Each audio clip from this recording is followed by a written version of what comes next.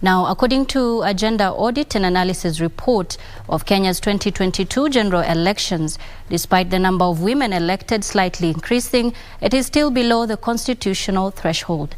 Out of all the elective positions, only 208 women were elected against 1722 men. The number of young women and women with disabilities is even lower. According to the report, the disparities have been attributed to lack of trust in women leadership by the society as well as political parties, violence against women in elections, financial barriers, among other factors. Calls have been made for more civic education, targeting the candidates and the voters to change the narrative in future.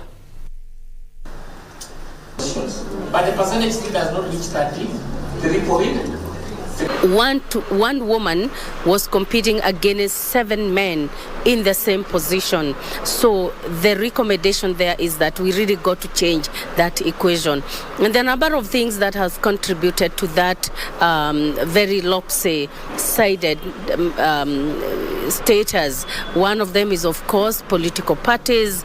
The fact that a number of political parties are still not willing to trust women's candidature. It is very, very clear that there are still counties that are not willing to elect women at all. From our study, 10 counties still did not even elect one single woman MCA, let alone. So the only woman leader that county would have is the woman rep. The number of women in leadership has increased. We appreciate what the government is doing, but there is still much more to be done to reach that threshold that is in the Constitution and also in the international statutes that talks about that 3% rule in participation. I wish to request everyone who wants to be a women leader, roll up your sleeves, be ready to do the hard work, be ready to get in the middle of where everything is happening, and we ensure that we increase our numbers and show up our